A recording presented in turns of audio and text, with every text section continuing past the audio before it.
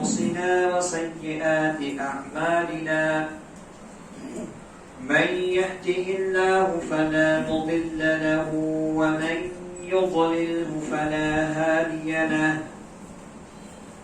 وأشهد أن لا إله إلا الله وحده لا شريك له وأشهد أن محمدا عبده ورسوله يا أيها الذين آمنوا اتقوا الله حق تقاته ولا تموتن إلا وأنتم مسلمون يا أيها الناس اتقوا ربكم الذي خلقكم من نفس واحدة وخلق منها زوجها وبث منهما رجالا كثيرا ونساء واتقوا الله الذي تساءلون به والأرحام إن الله كان عليكم رقيبا يا أيها الذين آمنوا اتقوا الله وقولوا قولا سديدا يصلح لكم أعمالكم ويغفر لكم ذنوبكم ومن يطع الله ورسوله فقد فاز فوزا عظيما أما بعد فإن خير الحديث كتاب الله وخير الهدي هدي محمد صلى الله عليه وسلم وشر الأمور محدثاتها وكل محدثة بدعة وكل بدعة ضلالة وكل ضلالة في النار. قال الله سبحانه وتعالى في كلامه المجيد والفرقان الحميد أعوذ بالله السميع العليم من الشيطان الرجيم بسم الله الرحمن الرحيم يا أيها الذين آمنوا اتقوا الله يا أيها الذين آمنوا اتقوا الله ولتنظر نفس ما قدمت لغد واتقوا الله إن الله خبير بما تعملون رب اشرح لي صدري ويسر لي أمري واحلل عقدة من لساني يفقه قولي اللهم انفعني بما علمتني وعلمني ما ينفعني وزدني علما. ہر قسم کی تعریف حمد و ثنا عظمت و بڑائی اللہ وحدہ لا شریک لہ خالق کائنات مالک دو جہاں کے شایع نشان ہے جو ہم سب کا اور اس ساری کائنات کا مربی پالنگار مشکل کشا اور حاجت روا ہے جس کی ذات میں جس کی صفات میں اس کا کوئی شریک ہمسر اور سازی نہیں ہے بعدہ لا تعداد انگنت درود و سلام نازل ہو اللہ کے تمام پیغمبروں نبیوں اور رسولوں پر خصوصاً آخری نبی رحمت للعالمین مخاطب النبیین محمد رسول اللہ صلی اللہ علیہ وآلہ وسلم پر اللهم صل على محمد وعلى آل محمد كما صليت على إبراهيم وعلى آل إبراهيم إنك حميد مجيد اللهم بارك على محمد وعلى آل محمد كما باركت على إبراهيم وعلى آل إبراهيم إنك حميد مجيد.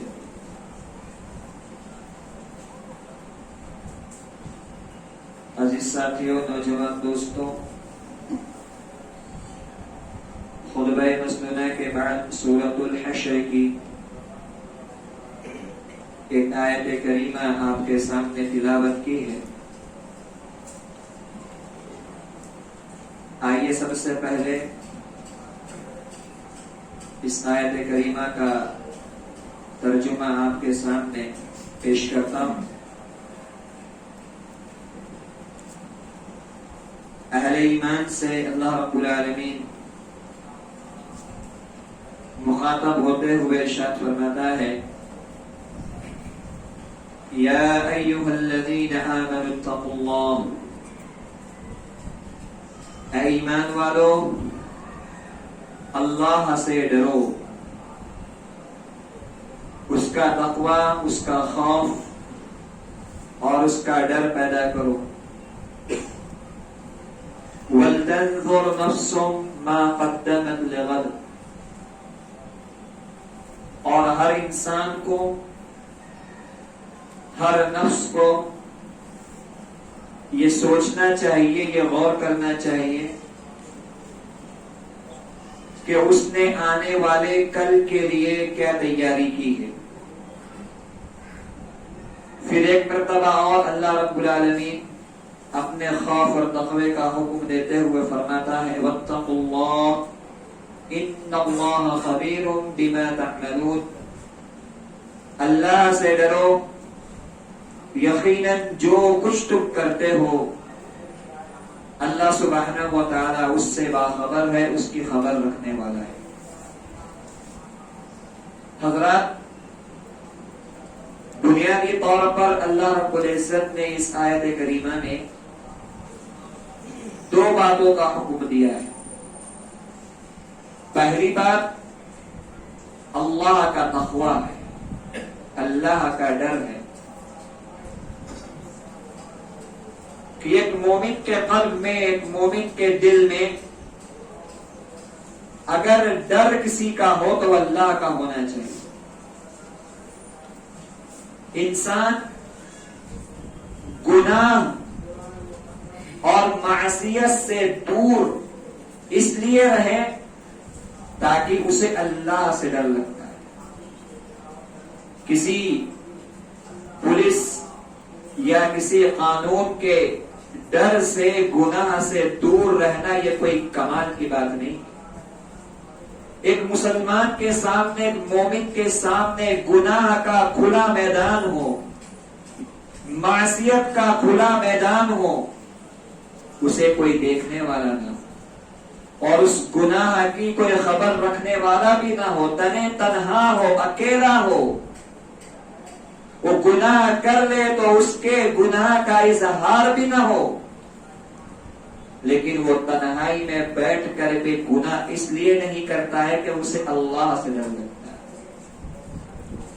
وہ اکیلے پن میں بھی معصیت سے اور گناہ سے اس لیے دور رہتا ہے کہ اس کے قلب کے اندر اللہ سبحانہ و تعالیٰ کا ڈر ہے کہ میرا رب مجھے دیکھ رہا ہے، میرا رب مجھے دیکھ رہا ہے، میری ہر حرکت سے، میرے ہر عمل سے وہ واقف ہے، اسے خبر ہے۔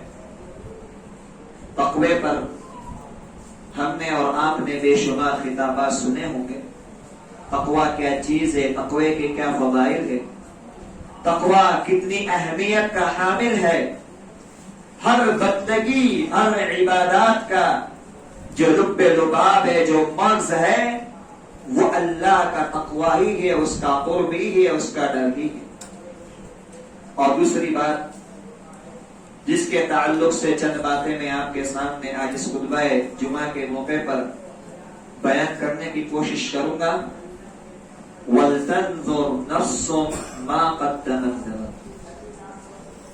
ہر انسان کو یہ سوچنا چاہیے، غور کرنا چاہیے کہ اس نے آنے والے کل کے لیے کیا تیاری کی ہے، آنے والے کل کے لیے اس نے کیا سامان اکٹھا کیا ہے۔ اس آنے والے کل سے مراد قیامت کا دن ہے، اس آنے والے کل سے مراد آخرت کا دن ہے، اس آنے والے کل سے مراد میدان محشر میں میری اور آپ کی حاضری کا دن ہے۔ بڑی بات پر اللہ رب العزت نے میرے بھائیوں غور و خوض کرنے کا حکم دیا ہے۔ آج انسان دنیا میں زندگی گزارتے ہوئے بہت سارے منصوبے بناتا ہے، بہت سارے پلان بناتا ہے، اگر کسی کے یہاں کوئی فنکشن ہونے والا ہو، مثال کے طور پر اگر کسی کے گھر میں شادی ہونے والی ہو، ابھی شادی کی تاریخ میں 3 مہینہ 4 مہینہ کی دیر ہے، لیکن گھر والے اس کی تیاریاں شروع کر دیتے ہیں، گھر والے اس کی تیاری شروع کر دیں گے، خریدی کرنا ہے یا اور دیگر دعوت کے پروگرام وغیرہ ہے یا اور جو رسومات ہو سکتے ہیں، جو شادی کے لگتے ہوئے کام ہو سکتے ہیں، ان کاموں کو انجام دینے کے پلان بنائے جاتے ہیں، منصوبے بنائے جاتے ہیں اور انہیں کیا جاتا ہے تاکہ وقت کے اوپر کوئی تکلیف نہ ہو، شادی کی تاریخ میں کسی قسم کی کوئی رکاوٹ نہ ہو، اس وقت کسی قسم کی پریشانی کا سامنا نہ کرنا پڑے۔ ایک انسان دنیا میں زندگی بسر کرتے ہوئے، دنیا میں زندگی گزارتے ہوئے آنے والی اپنی شادی کے لیے اتنی تیاری کر رہا ہے، یا اور کوئی فنکشن، مثال کے طور پر عید کا تہوار آنے والا ہو، تو انسان عید کے تہوار آنے سے پہلے اس کی تیاری کرتا ہے، لباس کی تیاری کرتا ہے، کھانے وغیرہ کی تیاری کرتا ہے۔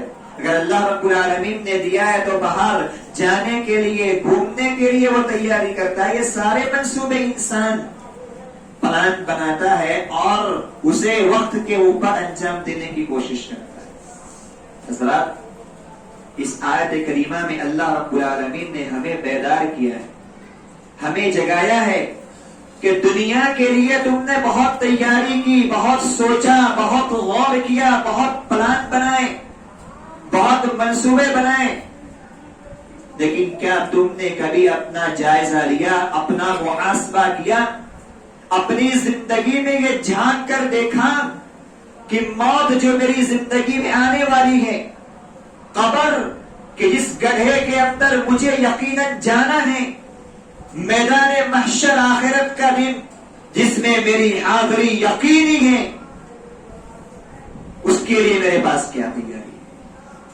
اس کے لیے میرے پاس کیا سامان ہے، میں موت کا سامنا کس چیز سے کروں گا، میں قبر کے اندر فرشتوں کے سوال و جواب میں کامیاب اتروں گا یا نہیں اتروں گا، میں اپنے رب کے سامنے کیا منہ لے کر کے جاؤں، میں اپنے پروردگار کے سامنے کیا چہرہ لے کر کے جاؤں گا جس رب نے مجھے زندگی بھر اپنی نعمتوں سے نوازا ہے۔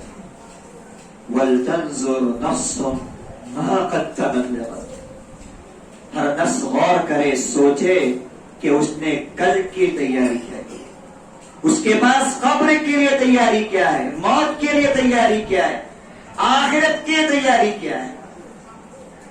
آج انسان بھولا ہوا ہے اس چیز کو، آج انسان فراموش کیے ہوئے ہے اس چیز کو، قبر کو فراموش کیے ہوئے ہیں، موت کو فراموش کیے ہوئے ہیں، میدان محشر کو، قیامت کے دن کو، آخرت کو فراموش کیے ہوئے ہیں۔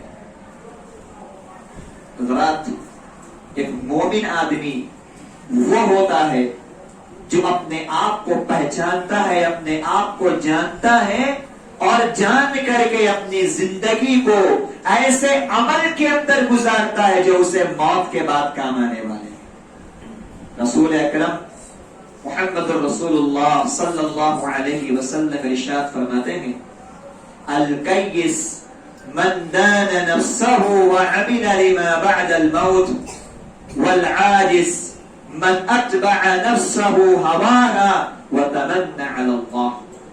بڑی پیاری حدیث ہے، اللہ کے رسول صلی اللہ علیہ وسلم ارشاد فرماتے ہیں کہ عقل مند، بینا اور ہوشیار وہ انسان ہے جو اپنے نفس کو پہچان لیتا ہے، اپنے آپ کو جان لیتا ہے، اپنے نفس کا محاسبہ کرتا ہے اور وہ عمل کرتا ہے، وہ کام کرتا ہے جو اسے موت کے بعد کام آنے والے۔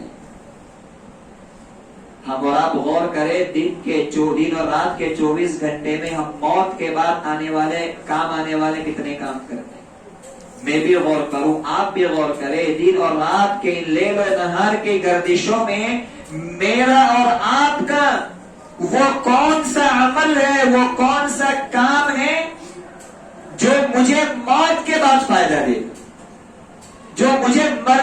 بعد فائدہ دے گا. وَعَمِلَ لِمَا بَعْدَ الْمَوْتِ, موت کے بعد جو کام آنے والا ہو وہ عمل کرنا, یہ انسان کی عقل مندی کی دلیل. آج دنیا کے اندر انسان یہ سوچتا ہے میں مر جاؤں میرے بچے خوشحال رہیں, میں مر جاؤں اپنے بچوں کے لیے گھر بار چھوڑ کر کے جاؤں, میں مر جاؤں میرے بعد میرے بچوں کو کسی مشکلات کا خصوصاً معاشی اعتبار سے مشکلات کا سامنا نہ کرنا پڑے. یہ ساری تگودو, یہ ساری محنتیں ہماری زندگی کی اسی لیے ہیں تاکہ ہماری دنیا سنور جائے, ہماری دنیا بن جائے, ہماری دنیا سنور جائے.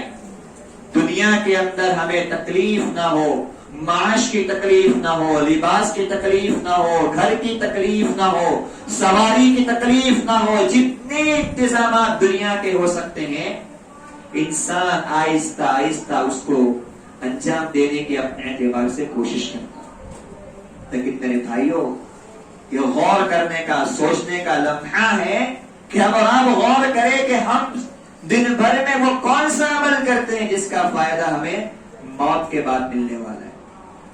اور ایک عاجز اور کمزور انسان کی تعریف کرتے ہوئے نبی اکرم صلی اللہ علیہ وسلم فرماتے ہیں والعاجز من اتبع نفسه هواها وتمنى على الله, کہ وہ انسان بڑا کمزور ہے, بڑا جو ہے بے وقوف ہے کہ جو اپنے زندگی کو نفسانی خواہشات میں گزار دیتا ہے, جو اپنی زندگی کو خواہشات کے اندر, خواہشات کی تکمیل کے اندر گزار دیتا ہے اور اللہ پر امید باندھ کر کے بیٹھتا ہے کہ اللہ رحیم ہے, اللہ غفور ہے, اللہ جو کرے گا ہمیں منظور ہوگا. اسے عمل سے کوئی سروکار نہیں ہوتا, اسے کام سے کوئی سروکار نہیں ہوتا, اچھے عمل سے اسے کوئی مطلب نہیں رہتا. وہ زندگی بھر بس اپنے خواہشات کی تکمیل کے لیے, دنیا کے مقصد اور دنیا کے مال کے حصول کے لیے اپنے اوقات کو صرف کرتا ہے. حضرات, ہم اور آپ جانتے ہیں کہ دنیا کے اندر سال بدلتے رہتے ہیں, سال بدلتے رہتے ہیں. کبھی عیسوی سن بدلتا ہے, کبھی ہجری سن بدلتا ہے. ابھی چند دن پہلے ہم اور آپ اسلامی سال کے ایک نئے سال کے اندر داخل ہوئے. 1442 ہجری کا خاتمہ ہوا اور 1443 ہجری کے اندر ہم اور آپ کا دخول ہوا. یہ سال ختم ہو گیا. اسی طریقے سے عیسوی سال بھی آتے جاتے رہتے ہیں. ابھی 2021 چل رہا ہے, چند مہینوں کے بعد 21 ختم ہو کر کے 2022 کے سال کے اندر اور آپ داخل ہو. یہ سالوں کا آنا اور جانا, یہ مہینے کا آنا اور جانا, تھوڑا جگہ کریے ان کے لیے, آگے پیچھے ہو جائیے, کنارے سے ادھر ہے. اس سالوں کا آنا اور جانا اور اسی طریقے سے مہینے پہ مہینے گزر رہے ہیں, ہفتوں کے ہفتے کہاں نکل جا رہے پتہ نہیں ہوتا. اور یہ دن 24 گھنٹے کا کب ختم ہو جاتا ہے ہمیں اس کا احساس نہیں ہوتا. نبی اکرم صلی اللہ علیہ وآلہ وسلم ارشاد فرماتے ہیں کہ قرب قیامت کی نشانی یہ بھی ہے, قیامت کے قریب ہونے کی ایک علامت یہ بھی ہے کہ انسان کے سال ایسے گزریں گے, ایسے بیتیں گے جیسے کہ مہینہ گزرتا ہے. سال گزر جائے گا, ایسا لگے گا کہ مہینہ گزرا ہے, اور مہینہ ایسے گزرے گا جیسے کہ ہفتہ گزرتا ہے, اور ایک ہفتہ ایسے گزر جائے گا جیسا کہ دن گزرتا ہے, اور دن ایسے گزر جائے گا جیسا کہ ابھی صرف 1 گھنٹہ 2 گھنٹہ گزرا ہے. حضرات, یہ زندگی رکنے والی نہیں ہے, یہ زندگی رکنے والی نہیں ہے, ٹھہرنے والی نہیں ہے. یہ سال بدلتے رہیں گے, مہینے بدلتے رہیں گے, ہفتے آتے اور جاتے رہیں گے. یہ میری اور آپ کی ذمہ داری ہے کہ ہم سال کے بدلنے کے بعد, مہینے کے اختتام کے بعد اور ہفتوں کے بعد اپنی زندگی کے اندر ہم کیا سدھار پیدا کرتے ہیں, کیا اصلاح پیدا کرتے ہیں, ہماری زندگی کے اندر کیا تبدیلیاں پیدا ہوتی ہیں, ہماری زندگی کے اندر کیا سدھار پیدا ہوتا ہے؟ ہم اللہ رب العالمین کی طرف رجوع کرتے ہیں یا نہیں کرتے؟ میرے بھائیو، ایک مومن کی ذمہ داری ہے کہ اپنے آپ کا وہ جائزہ لیا کرے، اپنے آپ کا وہ جائزہ لیا کرے کہ میں زندگی کے اندر آخرت کے لیے کیا تیاری کرتا ہوں۔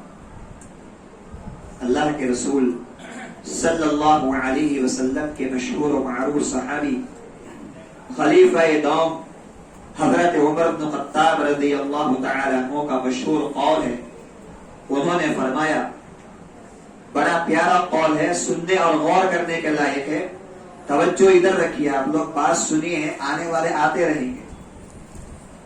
فرماتے ہیں حاسبوا قبل ان تحاسبوا، کہ لوگوں اپنی زندگی کا محاسبہ لگا لو، اپنی زندگی کا جائزہ لے لو کہ میں نے زندگی کے اندر کیا کمایا ہے، کیا گوایا ہے، میں نے آخرت کی کیا تیاری کی ہے۔ فرماتے ہیں حاسبوا، اپنا محاسبہ کرو، اپنا جائزہ لو۔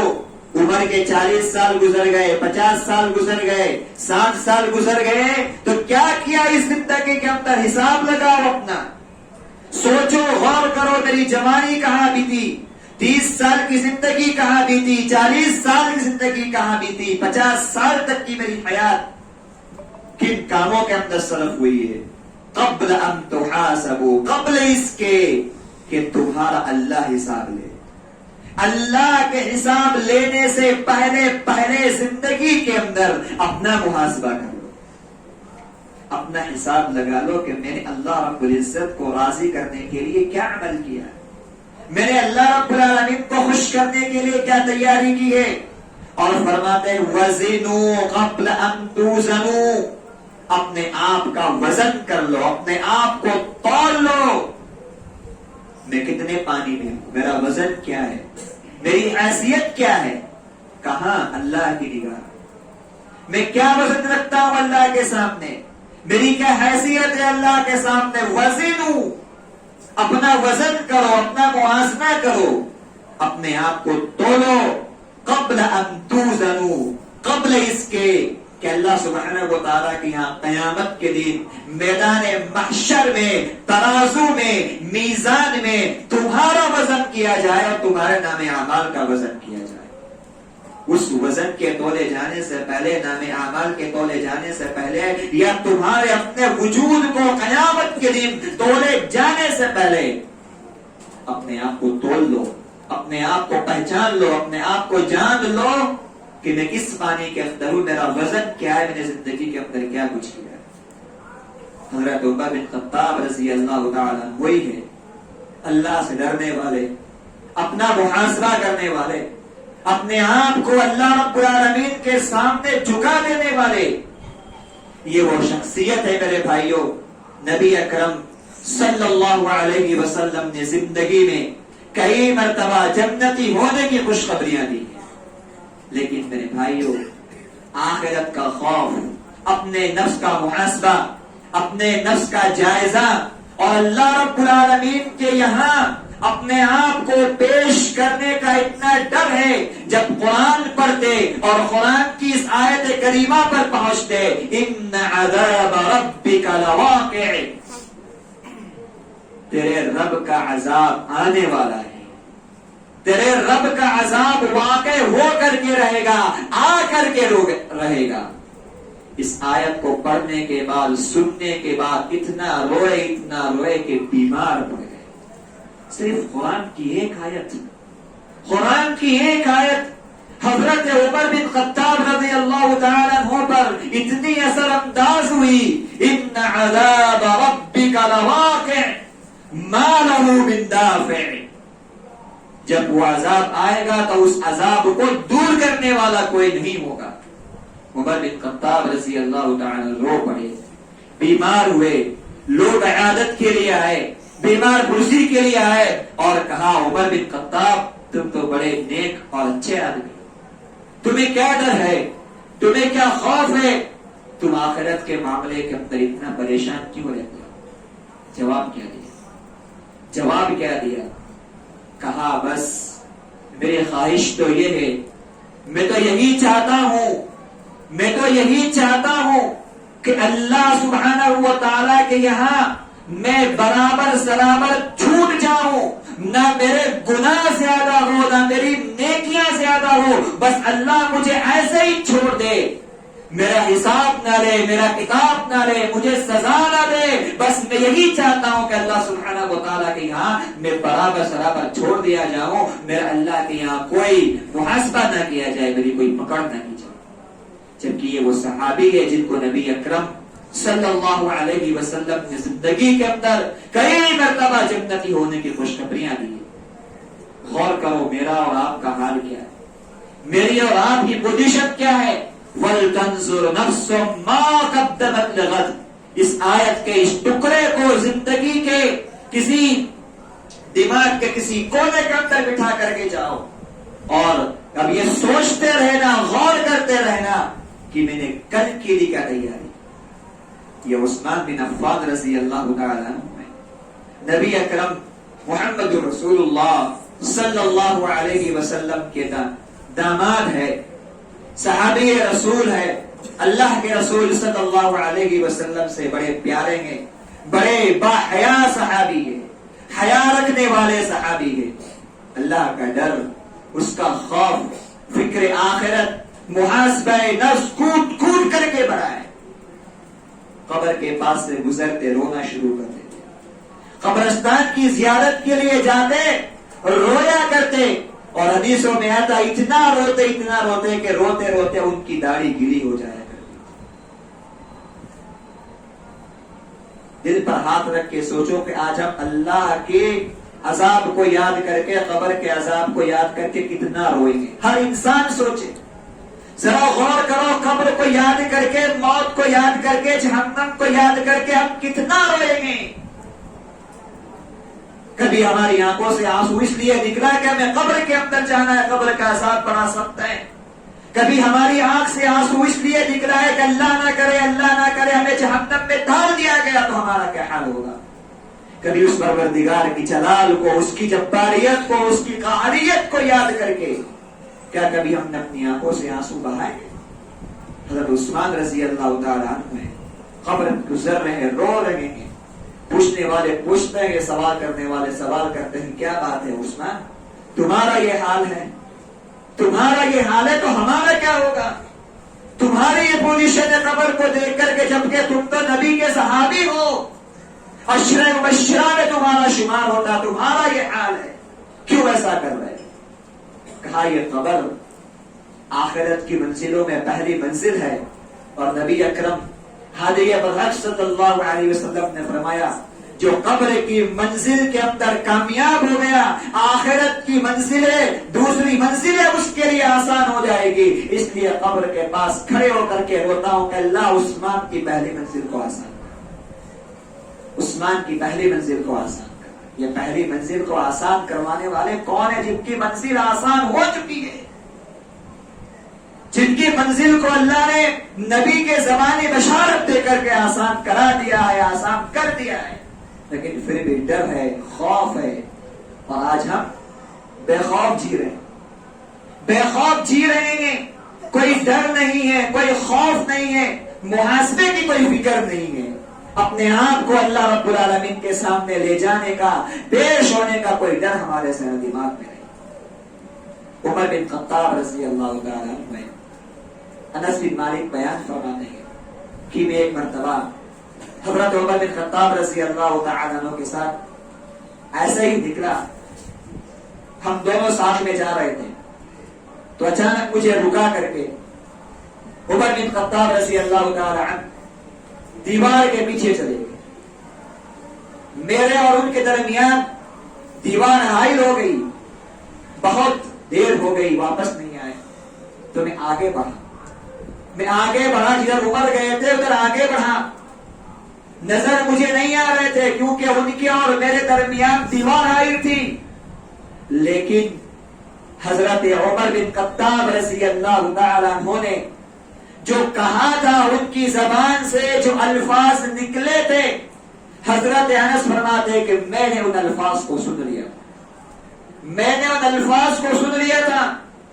حضرت عمر بن خطاب رضی اللہ تعالی تنہائی کے اندر ہے میرے بھائیوں، وہ جان رہے ہیں اس باغ کے اندر، اس میدان کے اندر کوئی میری آواز کو سننے والا نہیں. انس دور کھڑے ہوئے ہیں، کوئی میری آواز سننے والا نہیں. اور کیا کہہ رہے ہیں وہاں جا کر، کیا کہہ رہے ہیں وہاں جا کر کے؟ وہاں جا کر کے اپنے نفس کو، اپنے آپ کو خطاب کرتے، اپنے آپ کو کہتے ہیں امام اللہ لتتقین اللہ اور لیعذبنک. اے عمر کا نفس، اے عمر کا دل، اے عمر کا وجود، اللہ سے ڈر جا، اللہ کا خوف کھا جا، اس کا ڈر دل کے اندر بسا لے، ورنہ اللہ عمر کو عذاب دینے پر قدرت رکھتا ہے. یہ حضرت عمر رضی اللہ تعالیٰ اپنے آپ سے کہہ رہے ہیں، اپنے آپ سے خطاب کر رہے ہیں، اپنے نفس سے کہہ رہے ہیں کہ عمر کے نفس اللہ کا خوف کھا جا، اللہ کا ڈر اختیار کر، اس کا خوف دل میں رکھ، اولا یعذبنک، ورنہ اللہ سبحانہ و تعالی عمر کے نفس کو، عمر کے وجود کو، عمر کی ذات کو عذاب دینے پر قدرت رکھتا ہے.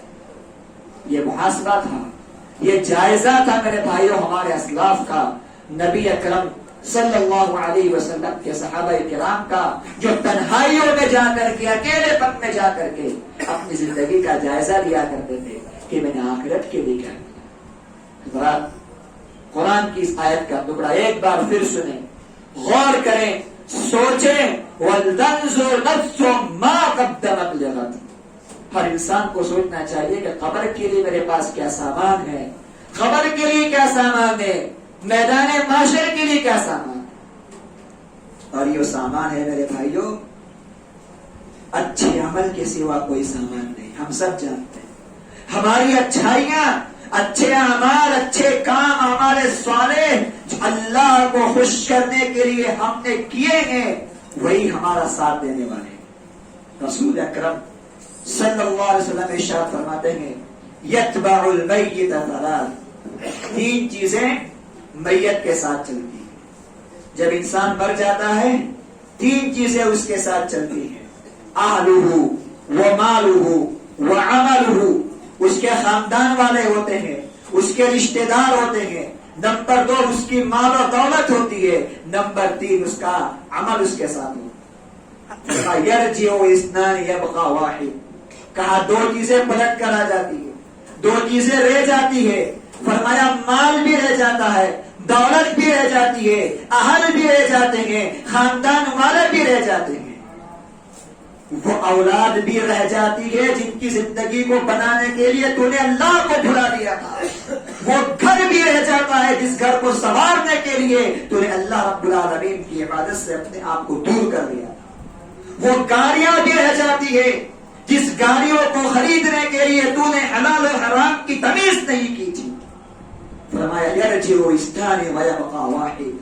کہا 2 چیزیں لوٹ آتی ہیں، اہل و عیال بھی لوٹ آتے ہیں، مال بھی لوٹ آتے ہیں. یبقى عمل، قبر کی تنہائی میں اس کا عمل باقی رہتا ہے، اس کا عمل اس کے ساتھ رہتا ہے.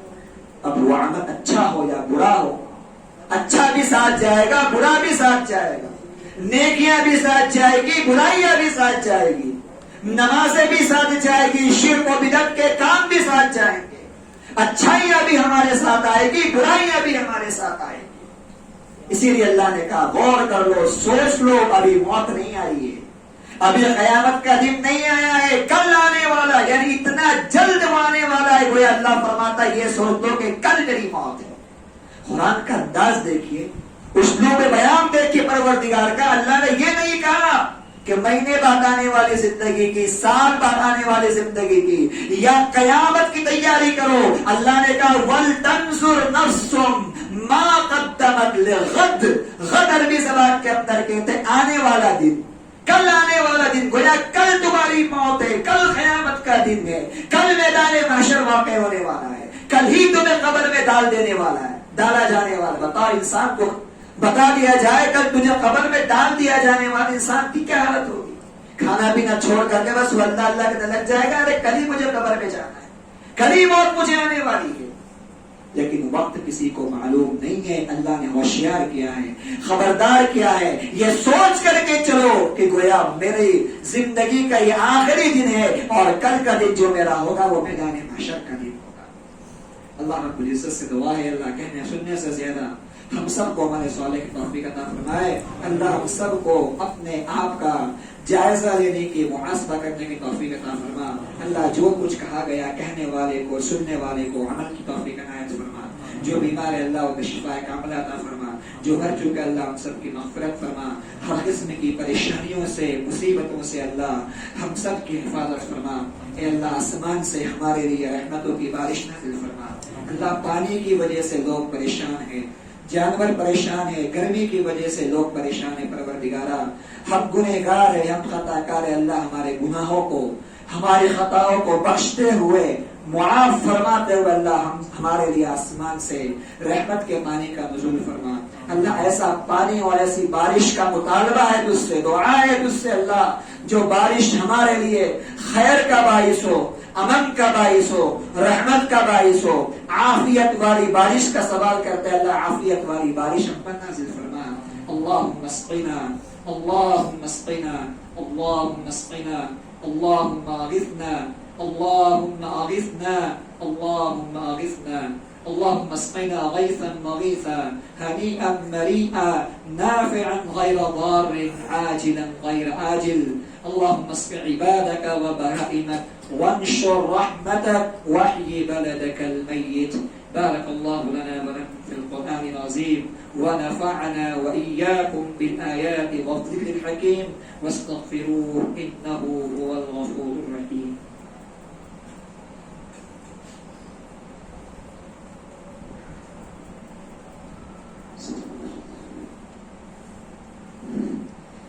إن الحمد لله نحمده ونستعينه ونستغفره ونعوذ بالله من شرور أنفسنا وسيئات أعمالنا. من يهده الله فلا مضل له ومن يضلل فلا هادي له. وأشهد أن لا إله إلا الله وحده لا شريك له وأشهد أن محمدا عبده ورسوله. إن الله وملائكته يصلون على النبي يا أيها الذين آمنوا صلوا عليه وسلموا تسليما. اللهم صل على محمد وعلى آل محمد كما صليت على إبراهيم وعلى آل إبراهيم إنك حميد مجيد. اللهم بارك على محمد وعلى آل محمد كما باركت على إبراهيم وعلى آل إبراهيم إنك حميد مجيد. عباد الله رحمكم الله, إن الله يأمر بالعدل والإحسان وإيتاء ذي القربى وينهى عن الفحشاء والمنكر ولذكر الله أكبر والله يعلم ما تصنعون.